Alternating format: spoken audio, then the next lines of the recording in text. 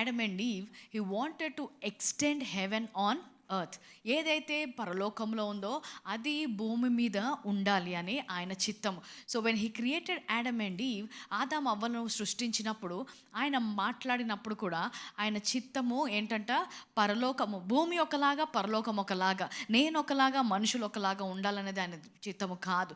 So he wanted Adam and Eve to reign this earth like he is reigning in heaven, and he wanted earth to be a replica of heaven. So భూలోకము ఎలాగైతే, అందుకనే మత్తయి సువార్తలో యేసుక్రీస్తు తన శిష్యులకు ప్రార్థన నేర్పించడం. In the Lord's prayer Jesus is teaching them. What is he saying? As it is in heaven, so it is on earth.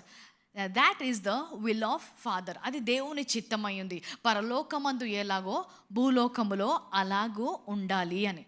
So ఆయన ఎప్పుడైతే ఈ యొక్క మాటలు పలికి ఆయన మనుషులను ఆ విధంగా పరలోకం ఎలాగ ఉండాలో భూలోకం అలాగ ఉండాలని పెట్టినప్పుడు మనకందరికీ తెలిసిన కథ ఏంటి, వారు అక్కడ పాపంలో పడిపోతారు, తప్పిపోతారు. అయితే ఏదైతే ఆయన చేయాలనుకున్నాడో ఈ భూమి మీద ఆయన చేయాల్సిన కార్యము అక్కడ ఆగిపోతుంది. సో భూమి పరలోకానికి భూమికి చాలా వ్యత్యాసం ఉంటుంది. Now the earth doesn't look anything like heaven, but still the will of father is earth should look like heaven. So, and that should happen through his children whom he created. అది ఎవరి ద్వారా కావాలి? ఆయన ఒక మాట సెలవిస్తే తప్పకుండా పరలోకం లాగా అయిపోతుంది. కానీ ఆయనకి ఉన్న ఉద్దేశం ఏంటి? నా పిల్లలు ద్వారా ఇది జరగాలి అని ఒక నియమాలతో ఆయన భూమిని ఆయన స్థాపించాడు, అలాగే ఆయన నిర్మించాడు. అయితే భూమి నిర్మించిన తర్వాత మనుషులు ఎంతగా పడిపోవడం నేర్చుకున్నారంటే దేవుని సన్నిధికి చాలా దూరంగా వెళ్ళిపోయారు. దేవుని యొక్క జ్ఞానానికి, ఆయన పరలోకంలో ఉన్నట్టు మాత్రమే కాదు కానీ దేవుడు ఎలాగున్నాడో మనుషుడు కూడా అలాగే ఉండాలని ఆయన కోరుకున్నాడు. So he wanted human beings to be reflection of God's glory. So human beings should operate with the wisdom of God. Human beings should do everything like in his likeness. So in his wisdom, ఆయన ఇచ్చిన జ్ఞానము ద్వారా ఈ భూమిని నడిపించాలని. కానీ ఇప్పుడు మనం చూసినట్లయితే ఈ భూమిలో కొన్ని జ్ఞానము అది దేవుని నుంచి వచ్చిన జ్ఞానము కాదు. ఎంతోమందిని చేసే ఒక్క క్షణములో ఒక భూమి ప్రాంతం మొత్తము కూడా అక్కడున్న ఏ మొక్క కూడా మిగలకుండా ఉండేలాగా న్యూక్లియర్ బాంబ్స్ తయారు చేయడం మొదలుపెట్టారు. అది దేవుని నుంచి వచ్చిన జ్ఞానము కాదు. బ్రతికి ఉన్న పిండం గర్భంలో ఉండగానే తల్లికి ఒక ఇంజెక్షన్ ఇచ్చి లోపల పిండాన్ని చంపగలే జ్ఞానాన్ని మనుషుడు సంపాదించుకున్నాడు. అది దేవుని యొక్క జ్ఞానము కాదు.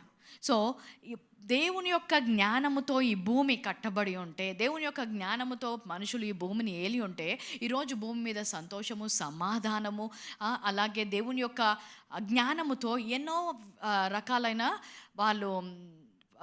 రకాలమైన కార్యాలు వాళ్ళు చేసేవారు. కానీ వారు దేవునికి చాలా దూరం అయిపోయారు. See for example, when you want to do a business, there is a model where you can do business with the mind of Christ. For example, if somebody has started the business and you say, okay, let's trust God for this business. For an outsider, it looks like you are too superstitious. దేవుని నమ్మడం ఏంటి? వ్యాపారంలో దేవుడు చేసేదేంటి? First నువ్వు చేసేది చెయ్యు. So what they do, what do the human wisdom advice? Throw a party, bring some investors, bring alcohol, do all of that is human wisdom. మానవ జ్ఞానముతో ఇప్పుడు వారు మానవ వ్యాపారము కానీ మానవులు చేయాల్సిన అన్నీ కూడా వాళ్ళు నేర్చుకున్నారు. దేవుని మీద ఆధారపడకుండా, ఇంకొక మాటలో చెప్పాలంటే దేవుడు అనే పదము లేకుండా, they don't want God in anything. Without depending on God, they have created certain systems on the earth so they can survive and they can do whatever they want to do on the earth. But that is not the will of Father.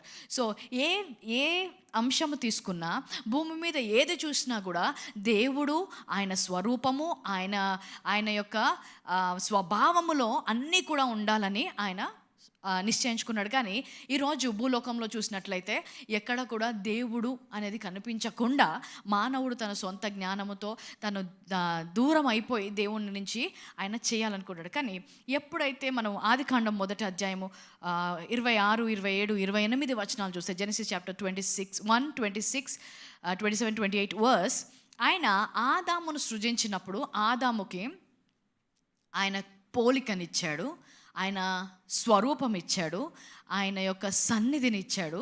అలాగే ఆయన చూడండి, ఆయన పోలికలో ఆయన స్వరూపము, ఈ రెండు వేరే. One is the nature and other is the character.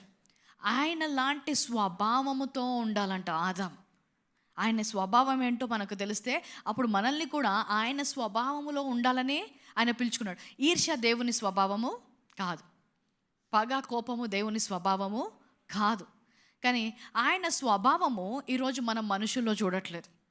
కానీ దేవుని చిత్తం ఏంటంటే ఆయన స్వభావంలో ఉండాలి, ఆయన పోలికలో ఉండాలి, ఆయన జ్ఞానముతో ఆలోచించాలి. So in his likeness, what is his character? He can forgive people easily, but now people can't forgive.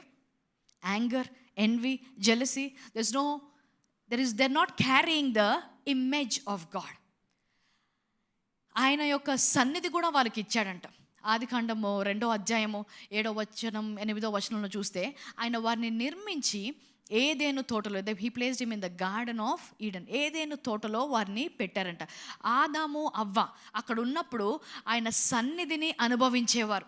ఆయన సన్నిధి అనుభవించడం అంటే ఎలాగుంటుంది అంటే, ఒకసారి మనము మోషే అరణ్యములో ఇజ్రాయెల్ను తీసుకెళ్ళడం గురించి, అంటే మనకు we don't get the totality how it feels like when you are in his presence, but a small glimpse of it we see when the Israelites were walking under the Shekinah glory. So ఒక్కసారి ఆ ఒక్క విషయాన్ని మనం ధ్యానం చేసుకుందాం.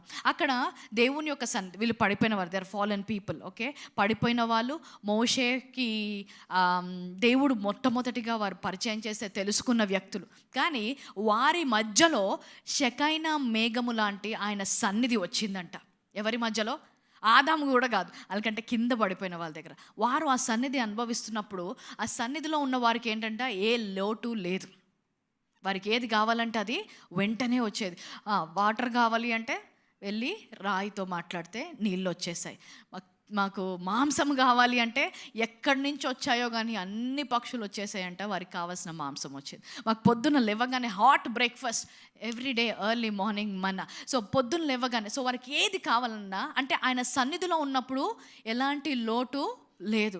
So ఆదాము కూడా, Adam was also walking in that kind of presence of God where he did not have any lakh. He just has to walk to any fruit and take and eat the fruit. The fruit was always on the tree. It was being watered. There was no seasons. So if Adam has taken an apple or a mango or anything and he ate that, immediately it would be replaced with another fruit because there should be no lack.